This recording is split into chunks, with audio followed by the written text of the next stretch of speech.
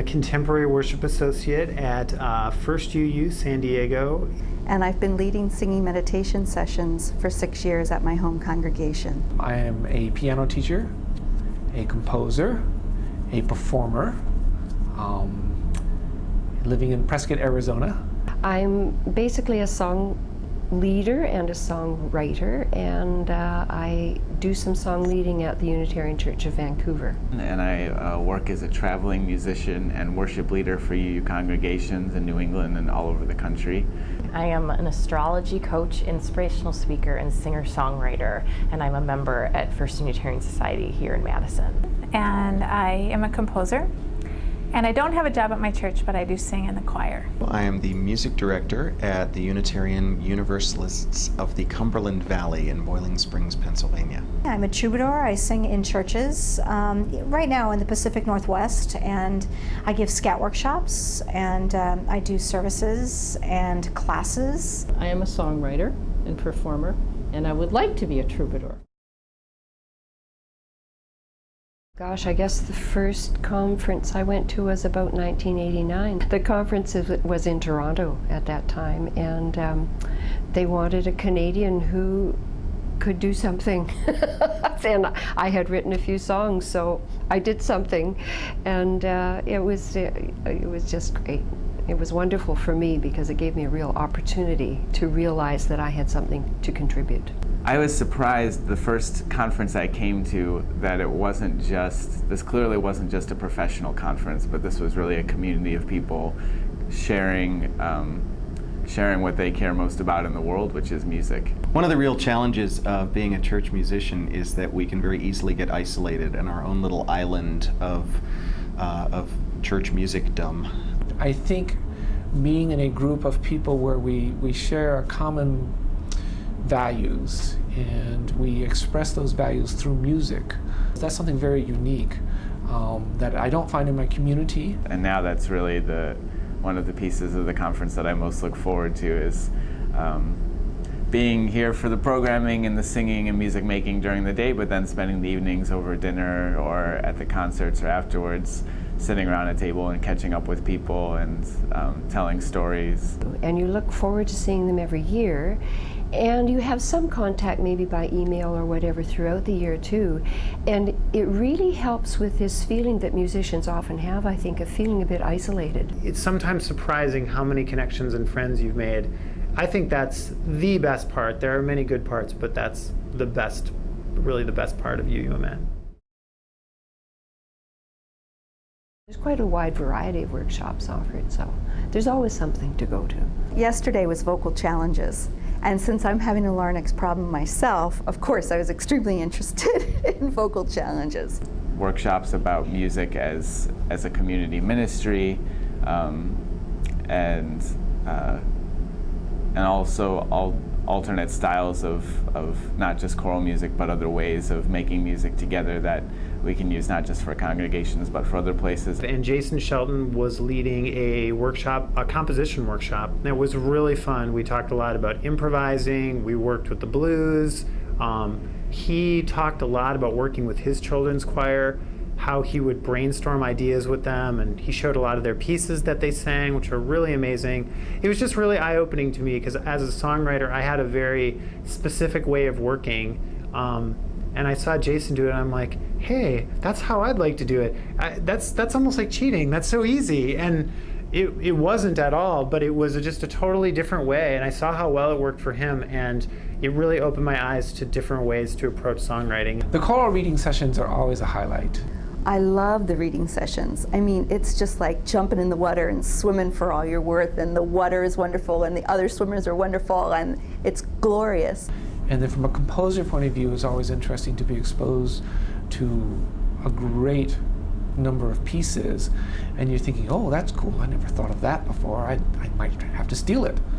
And then we have this music to take home, and again, from a composer's point of view, I have this library that grows of pieces that I can review, you know, of techniques that people use, accompanying styles, things like that. And sometimes I can get some things there that I like for, you know, just for straight songs I may not want to use with a choir. I don't have a choir. And I always, of course, go to anything where they're featuring UU composers.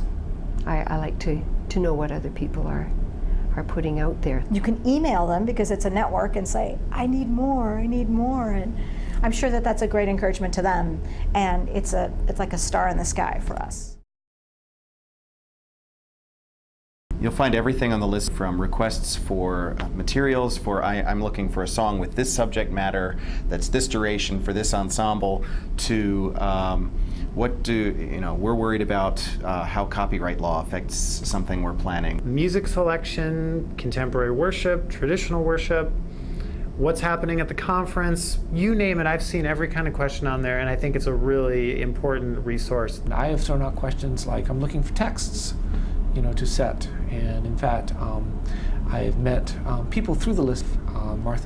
Martha Kirby Capo is a writer, and I met her when I was looking for a particular type of text to write for a 50th anniversary of my parents, and I wasn't finding anything, and she piped up and said, hey, if you want, I'll write something for you. And that started a collaborative process that still continues to this day. It's very interesting to read about what the choir directors in the Unitarian Universalist churches are looking for, what kinds of music they're looking for, what their challenges are in their job, and it helps me understand what I can do to support them as a composer. There's a lot more to the UUMN than what has been traditionally called church music. So we're finding there's a growing presence in the movement of contemporary musicians, of singer-songwriter types, folks who are going out and doing real good popish, contemporary, cultural music that really goes beyond a lot of the barriers and the preconceived notions of church music that are out there. And that's also one of the joys of the conference, is that this is a place for composers to have their music available to music directors, for music directors to get repertoire and new ideas for things, for people like me to find people that are looking to bring in outside musicians to try out different styles or to push the boundaries of what they normally do, and that it's a place for all of us to kind of grow professionally through the networking that's available. So at this conference this year, we had a workshop, sort of a networking session with UU Troubadours, we called ourselves, although we kind of didn't agree that that was the right word because it seemed a little too limiting.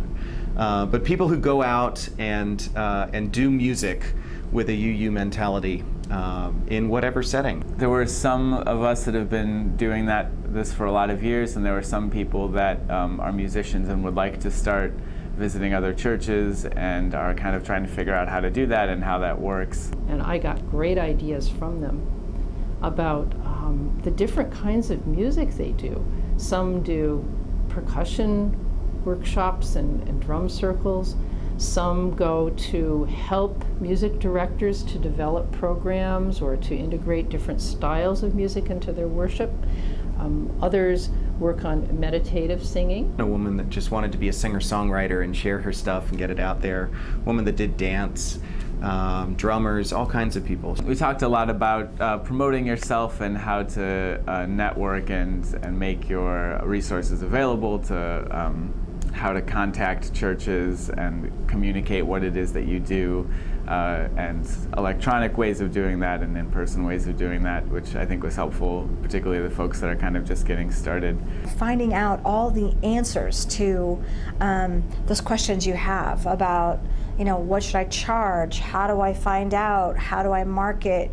And all those things. It was comforting, it was enlightening just to know that everybody started out where I am and just getting started. I was also particularly energized by being in a community like that to talk not just about how you get a gig at a church for Sunday, but also what are the other things we can offer the denomination to think differently about music. And I heard in these troubadours that they really don't give a hoot for dogma. They find the common elements in worship, in human spirituality, and they're able to convey that through their music and their workshops in these different congregations. It was really great just to be with these people. UUMN is an incredible place to recharge my batteries. It has been like happy birthday to you being here, to have so many people come up who have already read the singing meditation book, and to hear the enthusiasm. That has been a shot in the arm for me. I always know that there's a group of supporters out there for the music that I write. Gathering 250 people into a resonant hall, and we all start singing, and we can all sight sing. It brings tears to my eyes still every time I come here. We come in order to fill up, so that we've got something to give back home again. I mean, that's really what it's all about, I think, is filling up. This kind of work is a lot of giving. It's a lot of getting back to, but it's a lot of giving. So this is a place we can really replenish, and I appreciate that so much.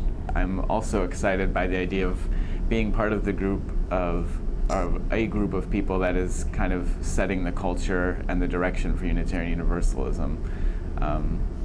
By creating the music, by creating the experience of worship, and kind of deciding together as a community where we want to move and how to get there.